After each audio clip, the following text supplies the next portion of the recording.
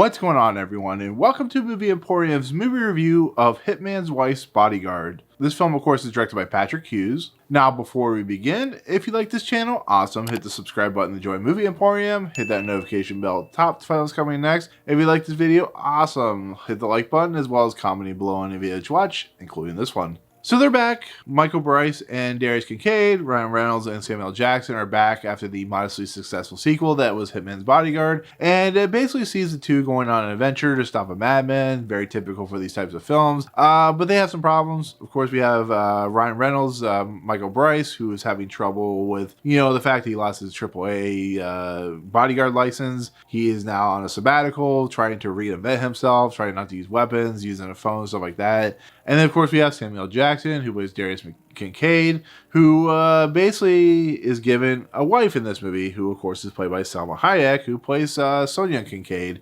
And like I said, they are there to stop a villainous person who's trying to take down the cyber network, who, of course, is played by Antonio Banderas. Really cool that Antonio Banderas and Selma Hayek are in a movie together. They actually interact with one another. So if you love their chemistry, you're going to love it here because they have, they work well together in these types of films, especially in like Desperado and stuff like that. And it's a pretty straightforward action film. Frank Grillo plays a U.S. agent that is, very over the top and silly. You have Interpol and their kind of escapades and stuff like that. And you go on a globe-trotting adventure where, they go to France and Italy. And in the process, it's about characters that if you love the first movie, you're coming back to watch the second one because of the chemistry between the two main characters, which, safe to say, it's pretty successful in how ironically weird it is that Ryan Reynolds and Samuel Jackson just work really well together, but it happened. It was why the first movie was as beloved as it has actually become, which is kind of interesting. And so with the first movie, it's been a while since I've seen it. It's not a movie that I remember fondly, so it was not something that I fell in love with. It felt like very mediocre filmmaking to me. That's just my personal opinion. And so this sequel is really fascinating to me for the simple fact that when it comes to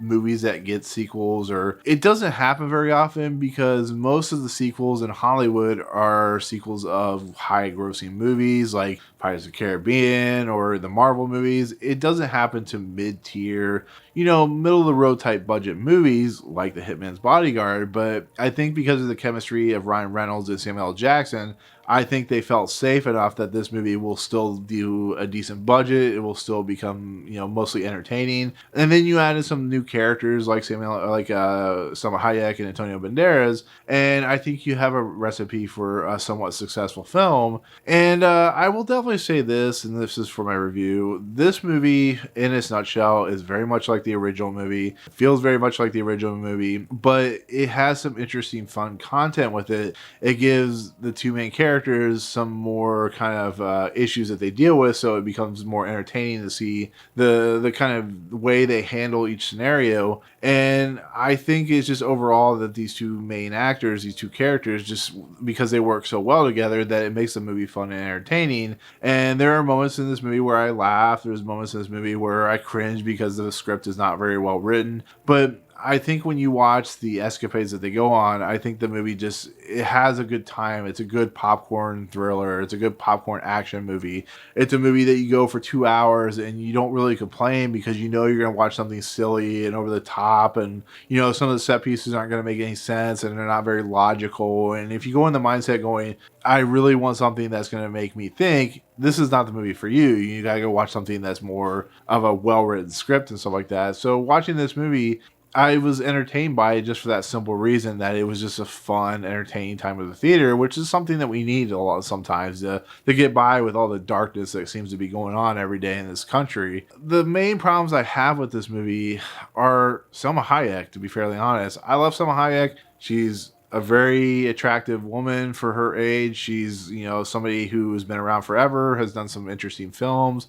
But like a boss, there are two levels to Selma Hayek. There's the kind of low-key, fun, entertaining actress.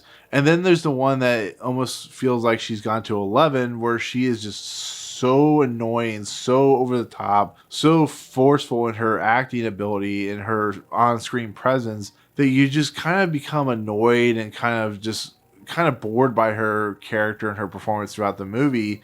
And there are points where she's funny and entertaining, and how she interacts with, of course, Samuel L. Jackson and Ryan Reynolds. There's some interesting, fun payoffs with her character. But she's so on for most of the movie for so long that it feels like her shtick just goes way too long or way too overboard. So there's points where she becomes extremely crass and she becomes extremely trigger happy, where it's just like, okay, I get it. You're a very over the top crazy actress, and you're doing some over the top crazy action scenes, and you're trying to be on the same level as Samuel L. Jackson and of course Ryan Reynolds, and it just for the most part doesn't pay off like it should. It feels like she's trying too hard, and as much as I like Selma Hayek, this is just another one of those performances where I'm like, what is she doing? Why is she acting like this? Why is she making me feel like she's become a stereotype in some of these films? And that becomes a major problem.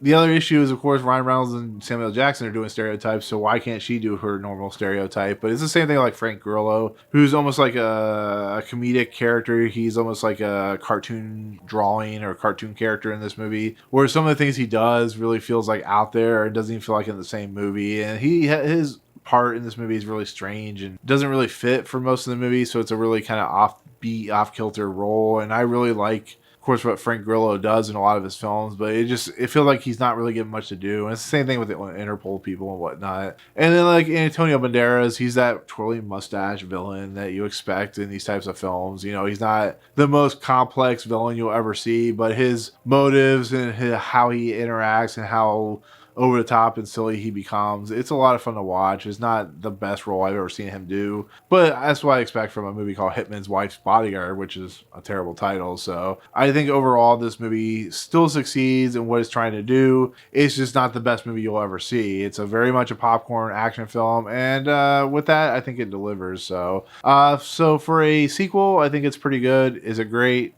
It depends on your view and take of the original movie, but I think overall, I still think if you go watch this movie, you pay your 10, 15 bucks, I think you'll still enjoy it. At least I did. I like I said, I laughed. I had good times with it. But with that said, that's going to be my take on Hitman's Wife's Bodyguard. Let me know in the comments below what you thought of the first movie. Did you like it? Did you not like it? Is it something that, you felt was just a fun, entertaining film? Are you looking forward to the sequel? But anyways, let me know in the comments. But otherwise, if you like what you see on the channel, hit the subscribe button to join Movie Emporium.